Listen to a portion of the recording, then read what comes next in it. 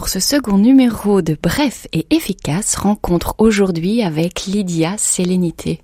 Bonjour Lydia. Bonjour Emmanuel. C'est au terme d'une reconversion professionnelle que vous avez créé la Malle à Bien-être et vous êtes également trésorière de Bref. Sans attendre, et on reviendra sur votre parcours, dites-nous ce que contient la Malle à Bien-être. Ça me semble être un coffre au trésor. Merci, c'est un peu l'idée que je souhaitais donner. Donc dans la Malle à Bien-être, des outils pour être bien dans sa peau, bien dans ses baskets, avec des séances de massage. C'est à l'origine ma première reconversion, que j'ai élargie aux séances d'automassage collective, Do-in et Yoga Ball. Donc le massage auquel on pense immédiatement sur table à l'huile californien suédois, c'est le mix des deux que je propose. Également du massage assis sur siège ergonomique, donc très pratique en entreprise, en événementiel, etc.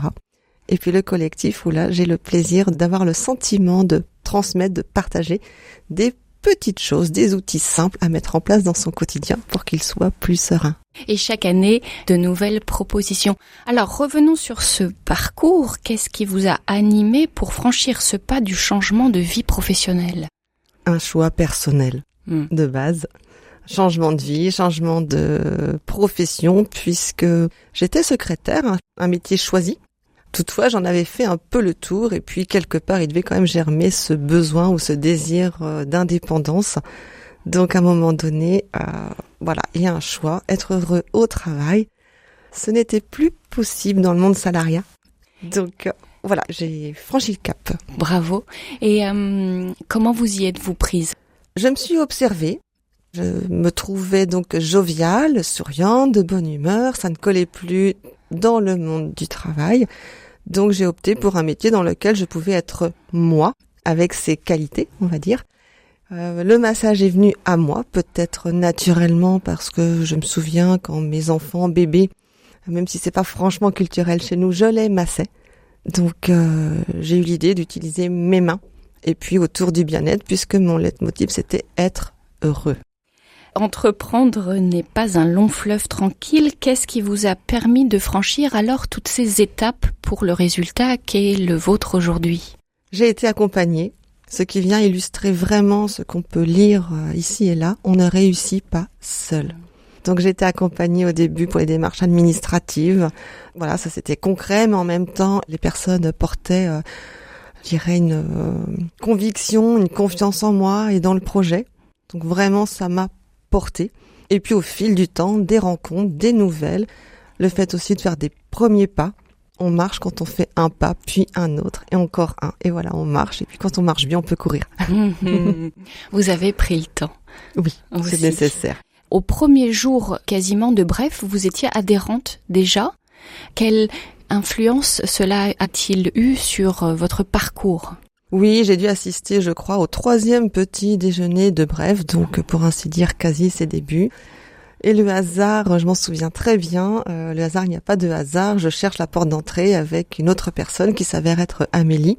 Donc on rentre, on dit bonjour, je découvre Bref, et en fin de matinée, je me retrouve avec Amélie à échanger plus concrètement sur ce qu'elle fait. Eh bien, ma foi, Amélie est devenue aussi une partenaire, intense soit-il, puisqu'elle a participé à mon identité visuelle, à la charte graphique, etc. Donc aujourd'hui, la Malle à Bien-être est aux couleurs des bonnes idées et échanges que j'ai pu avoir avec Amélie. Cette association vient donc illustrer le fait qu'on rencontre des personnes qui peuvent nous apporter beaucoup. Et au fil du temps, j'ai eu le sentiment d'avoir grandi. Dans le groupe Bref, et donc par miroir dans votre activité professionnelle ? Tout à fait. Et c'est encore vrai aujourd'hui, 3 ans après. Bravo, merci beaucoup. Et justement, aujourd'hui, chez Bref, vous êtes trésorière. Ça me semble assez éloigné ou différent de votre première vie professionnelle ou de l'activité qu'est la vôtre aujourd'hui. J'ai envie de dire pourquoi ? Le hasard. Alors, pourquoi j'en suis arrivée là ? Quand j'aime les choses, je suis investie. Donc, j'ai découvert Bref, je suis passée dans le conseil d'administration, puis trésorière adjointe, et puis trésorière. Écoutez, oui, je ne suis pas comptable, mais en même temps, c'est plus de la trésorerie que de la comptabilité. Et dans mon activité professionnelle, de toute façon, je dois aussi manier les euros. Donc, pourquoi pas pour Bref. Et c'est une très bonne école. Très bien. Votre parcours me semble très inspirant. Est-ce que vous auriez quelque chose à partager aux auditrices qui seraient dans cette démarche et qui seraient en questionnement vers l'entrepreneuriat ? Alors c'est gentil de me trouver inspirante, c'est flatteur, merci. Qu'est-ce que je pourrais partager ? Alors ça peut paraître peut-être bateau, mais néanmoins, pour l'avoir vécu, ça reste une réalité. Oser, ça c'est le maître mot qui m'a fait avancer. Oser, se laisser porter par ses propres convictions, même des rêves, allez-y.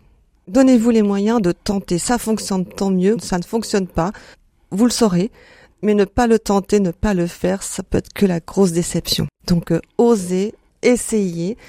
Ce qui m'a porté pendant mon parcours, c'est une citation de Nelson Mandela. Il n'y a pas d'échec. Soit je réussis, soit j'apprends. Merci beaucoup, Lydia. Merci beaucoup à vous. Au revoir. Au revoir.